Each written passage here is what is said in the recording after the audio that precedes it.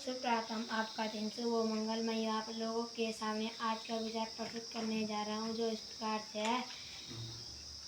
गुरु गोविंदो उखड़े काकला गोपाय, बलिहारी गुरु आपने गोविंदियो बताए।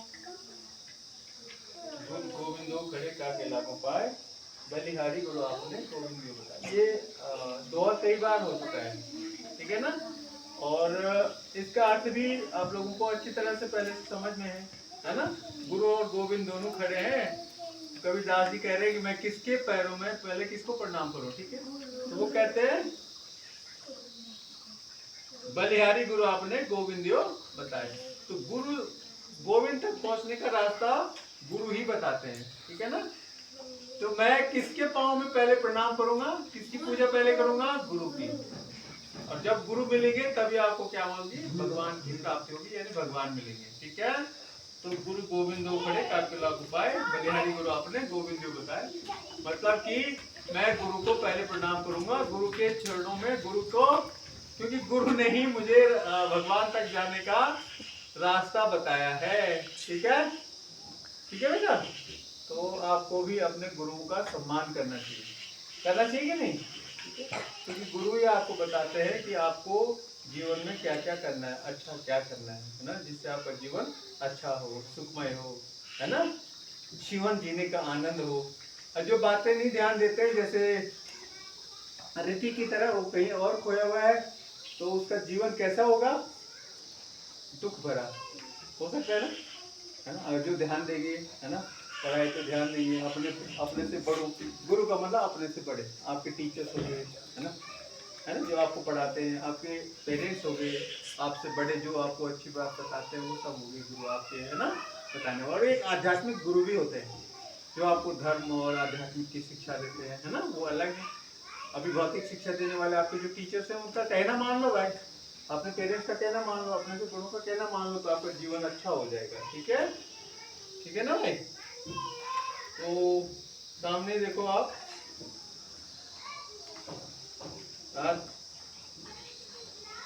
सृष्टि नहीं नारी बिना, हाँ, सृष्टि नहीं नारी बिना, यही जगत आधार, नारी के हर रूप की महिमा बड़ी अपार। अब आजकल तो जैसे नवरात्र भी चल रहे हैं, आपको पता है, नवरात्र देवी की उपासना करते हैं, इन दिनों नहीं करते हैं।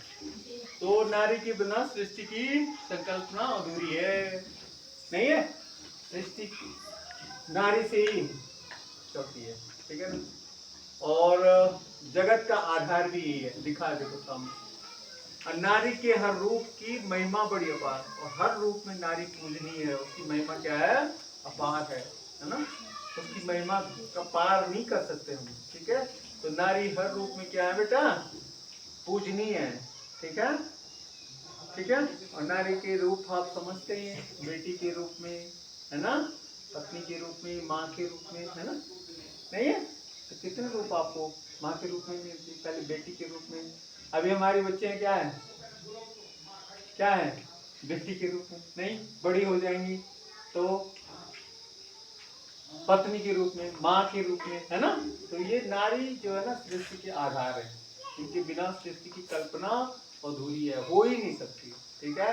तो ये नारी के रूपों के बारे में बताया गया है कि नारी के बिना सृष्टि की कल्पना ही नहीं की जा सकती, इसकी महिमा अपार है, ठीक है। और आजकल आप नवरात्र में यही माँ के 9 रूपों की पूजा अर्चना करते हैं। आज कौन से रूप की पूजा होगी, कल पहला नवरात्र था ना, द्वितीय ब्रह्मचारिणी। द्वितीय में क्या होता है, पहली कौन थी, शैलपुत्री, और दूसरी ब्रह्मचारिणी, है ना। ऐसे 9 रूप दुर्गा के आपको पता है बेटा, नहीं पता तो पता करना है, ठीक है, ध्यान रखना, याद रखना। आज सुबह मंत्रोच्चारण भी किया आपने, देवी को ही अर्पित था वो, है ना। तो जो अभी गुरुजी ने गाया, तो वो क्या था, देवी को ही अर्पित था, ठीक है। तो आपको ये भी गाना है। दूसरे क्या है, वहाँ पे देखो, कर्क रेखा भारत के 8 राज्यों से होकर के गुजरती है। कर्क रेखा के बारे में आप स्टडी करेंगे आज, ठीक है? और कर्क रेखा भारत की कहां से होकर के गुजरती है, 8 राज्यों से, ठीक बीच से, लगभग बीच से गुजरती है कर्क रेखा। अभी बताएंगे उसके बारे में थोड़ा सा डिटेल में, ठीक है। और कौन कौन से राज्य हैं वो देखो तो, गुजरात, राजस्थान, मध्य प्रदेश 3 हो गए, छत्तीसगढ़ 4, झारखंड 5, पश्चिम बंगाल 6, त्रिपुरा और मिजोरम कितने हो गए? 8 राज्य बन रहे हैं। गुजरात, राजस्थान, मध्य प्रदेश, छत्तीसगढ़, झारखंड, पश्चिम बंगाल, त्रिपुरा, मिजोरम, इनसे होकर के गुजरती है हमारी कर्क रेखा, भारत के लगभग मध्य में। ठीक है, अब इस बोर्ड की तरफ देखेंगे। आज का कौन सा एपिसोड चल रहा है बेटा? 1616, मतलब 16 से 16, 1616। डे कौन सा है आज? फ्राइडे। और डेट कौन सी है आज? 4 अक्टूबर 2024। डे कौन सा है? Friday. Friday, FRIDAY, Friday. Anshika, Friday spelling याद है ना? और विचार क्या आज का? अपने विश्वास की रक्षा करना प्राण रक्षा से भी अधिक मूल्यवान है। विश्वास की रक्षा करना, अपने विश्वास की रक्षा करना। और विश्वास किस तरह से? एक तो आत्मविश्वास होता है नहीं, और एक भरोसा, विश्वास किसी पे करना। ठीक है, आत्मरक्षा से भी बढ़कर है। मतलब भरोसा नहीं टूटना चाहिए कभी भी। आप पे कोई विश्वास करता है या आपका अपने पे जो आत्मविश्वास है वो आपको कई बुलंदियों तक पहुंचा सकता है। नहीं कैसे? अभी अगर आपको विश्वास नहीं है, देखो कई बच्चे हमने देखे कि आत्मविश्वास ही नहीं होता। आत्मविश्वास, अपने में विश्वास, और किसी का आपके ऊपर विश्वास, और विश्वासघात नहीं होना चाहिए। ठीक है, तो विश्वास की बड़ी महिमा है।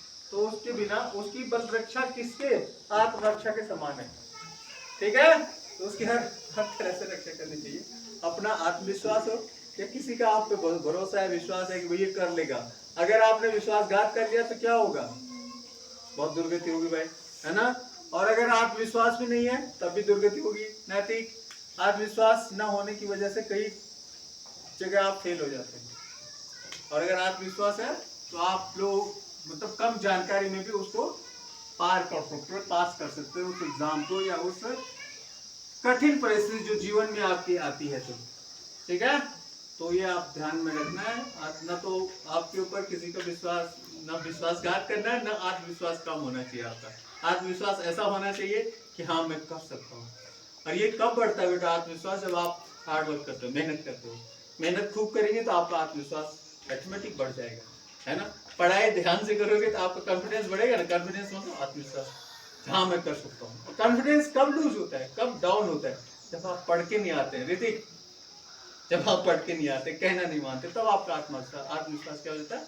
लूज हो जाता है, बिल्कुल डाउन हो जाता है। फिर आप नहीं कर पाते, अच्छे से नहीं कर पाते कोई भी चीज, है ना? आते हुए भी घबरा जाते हैं। ठीक है, तो विश्वास की रक्षा करना आत्मरक्षा के समान है, ऐसा कुछ कह रहे हैं। ठीक है, तो दोनों तरह का विश्वास आपके में होना चाहिए। उसकी रक्षा आत्मरक्षा के समान ही होनी चाहिए। ठीक है, आज का जीके क्या है? विश्व की छत, पामीर का पठार कहाँ है? तिब्बत। अब वो चाइना के पास है। तिब्बत पे उसने आक्रमण कर दिया था 1952 में। ठीक है, और अब तिब्बत किसके पास है? चाइना के पास, उनकी टेरिटरी है वो। ठीक है, और पामीर का जो पठार है ना, उसको विश्व की छत कहते हैं। यहाँ कहीं चाइना तो आपको पता ही ना, इस ग्लोब में चाइना पता है ना, तो पामीर का पठार तिब्बत में है। और तिब्बत में ही वो क्या है, एक छत सा बनाता है। पठार होते बेटा इन पहाड़ों से छोटे होते हैं और मैदानों से तो ऊंचे होते हैं। ठीक है, तो बीच का जो हाइट होता है उसको पठार कहता है, प्लेट्यूड। ठीक है, तो ये तिब्बत के पठार को हम क्या कहते हैं? विश्व की छत कहते हैं। एक तरह से उसको उपमा दी गई छत की, विश्व की छत की। तो ये ध्यान रखना आपने, पामीर का पठार कहाँ है? तिब्बत में। Tibet is territory of China Republic. ठीक है, ध्यान रखना।